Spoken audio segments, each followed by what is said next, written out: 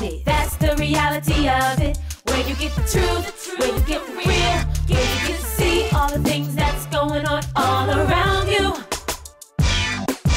That's the reality of it. Where you get the truth, where you get the real, where you get to see all the things that's going on all around you. That's the reality of it. Where you get the truth, where you get the real, where you get to see.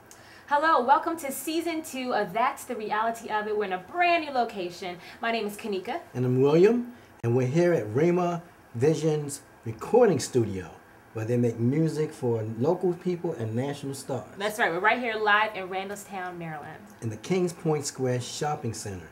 And we got a couple of new segments coming up. Okay, let me hear all about it. One is called That's Just Stupid. Is it really? Yeah, that's just stupid. You know, things that people think they can email us and tell us what they think is just stupid. Okay. Then we have Von Mason's going to be on talking about how you can become successful in the music business. Okay.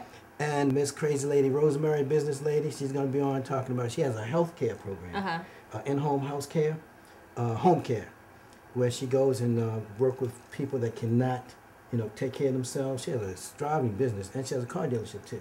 Oh wow, there's a lot going on. Yeah, she's my buddy, but she's a crazy lady. She's a crazy lady, but she's going to be on. We have Tank Coach coming on, talking about that sensuous coffee. Oh yes, that's a steamy one right steamy there. One. So when we come back, we're going to start off with the teen and neighborhood violence, because I know something just happened to you, right? Wow. Yeah, but we'll save that till when we get to come back for commercial break. Commercial break. We'll be right back. Welcome back to That's the Reality of It.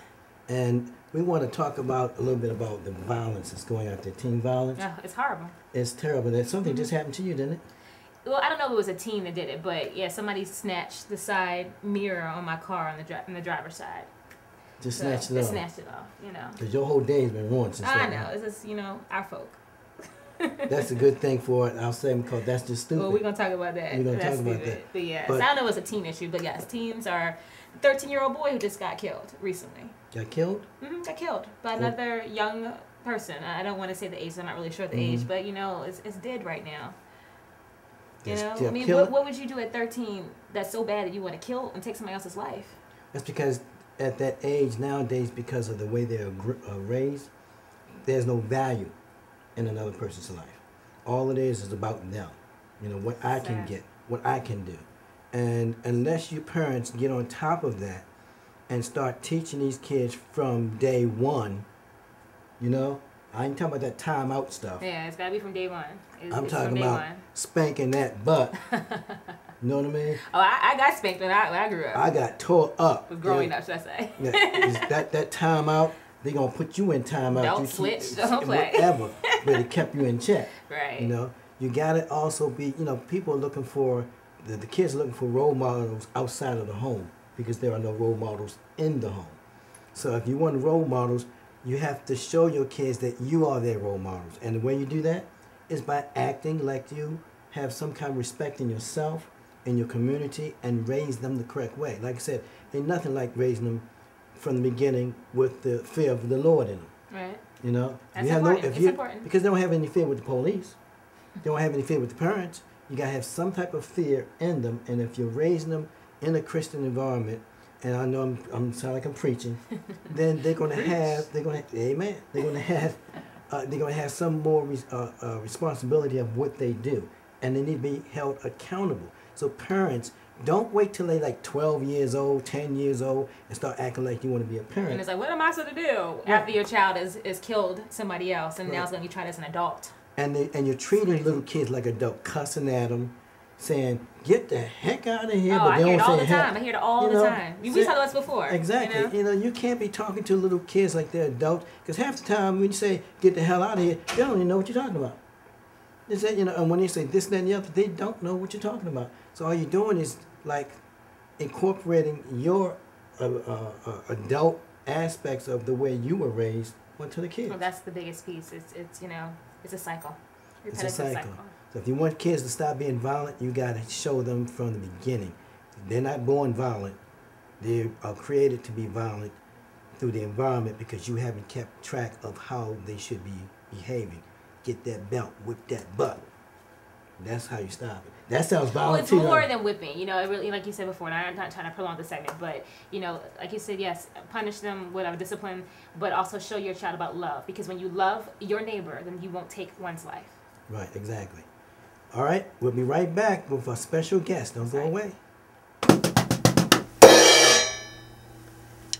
And this is Vaughn Mason, the Vaughn Mason of Vaughn Mason and Crew. Absolutely. What's up, man? Everything's great. As long as I'm breathing air, I'm happy. Amen, man. You know, we were still rocking off that bounce, rock, skate, roll. Well, right? I appreciate that. Amen. Hey, look, this is a new segment. This is your segment, and we're going to be talking about how people in the business get started, the do's and don'ts. Tell me what this segment's going to be about. Well, what I see is that most people want to be in the music business, but they don't understand the business. They only know that they want to play or rap or sing or dance, but they don't understand the behind the scenes that makes it so that you can be in front of the camera or in front of an audience. And that's what I want to bring out to people. Are you going to also get into the fact that sometimes, like we had a show earlier where we had Jeff Majors on. He said the artists don't own their music. Are you going to talk about how they can actually own their own music, or you're going to kind of fade away from that? I'm going to tell you everything that you need to know to be successful in the business. I mean everything. All the legal things that go on in the business and all the illegal things that go on in the business. Not for you to do the illegal things, but just so that you know what the other guy is doing. Because if you don't know what the other guy is doing, you'll never be successful. Because as we sit here today, there are millions of people around the world trying to get in to whatever radio station you want to get in on. And there are only 1,440 minutes in a day. Now tell me, how did you get started? I got started in I started when I was 13, so we're talking about 1963. Okay, yeah, I was just born then. You were just born, yeah. Well, yeah, right. Yeah. So I started playing in bands with my cousins. Okay. And what happened was, years went by, I went to Howard University. One of my friends was playing in a band there, and I picked up being a manager of that group.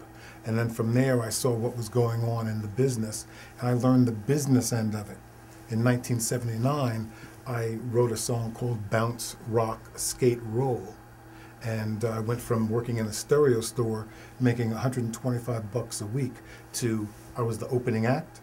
Prince came on doing I Want to Be Your Lover, and Rick James was doing the Fire It Up tour. And from there, we went around the world. So you got started at an early age, but you knew the business as you were going through it, right? I learned it by doing it. So this is the experience that you're going to be teaching everyone else that's in the business. So make sure you tune in next week, because that's when Vaughn Mason's segment will start, and he's going to tell you what you don't know and what you should know about this business. Am I right? Absolutely. See you next week on the Vaughn Mason segment. That's the reality of it. Okay, this is our segment, the new segment. It's a new segment. I wasn't prepared for this, but okay. We're going to take a stab at it. It's called That's Just Stupid. All right? Mm-hmm. Things that you feel is just stupid. I mean, people that's just stupid, right? Mm-hmm. One of them is these young kids walking around with the pants hanging underneath the butt, the underwear showing, with a belt on, and trying to run, and holding their pants up like this, trying to run for the bus. That's just stupid. Oh, it's stupid. Just pull your pants up. Right. That way you won't have to hold it up. I mean, what's the purpose of a belt? If you're not going to use it, right? You ain't going to use it. Right? That's just stupid. And you mentioned he was... Well, my side mirror, that's what they call a side mirror in your car, right. my driver's side mirror. So they're going to snatch it out of whatever the holder is called. Right. And it's like, what are you going to use that for? I mean, that's just stupid to me. That's just stupid. It's just really stupid. Because you can't put it on anybody else's car. You can't put it on anybody else's car. That's just stupid. It's just dumb. And I understand that when we're talking about the violence, kids violence, where the kids say, you know, now this is just stupid, right? Okay. If my kid told me that because he did something wrong, that if I spank their butt, they're going to call the police and have me locked up. And they can do that. And they can do that? Right. That's just stupid. Because I'm going to tear that tail up. And you just telling me that is just stupid. If you lock you up like, I'm going to get you when I get out. I'm going to tear that tail up. And then if they lock me up, guess what? When I come out, he better have another place to live. Because that's just stupid. We'll be right back with Vaughn Mason, who's going to tell you about how to make it successful in the music business. We'll be right back.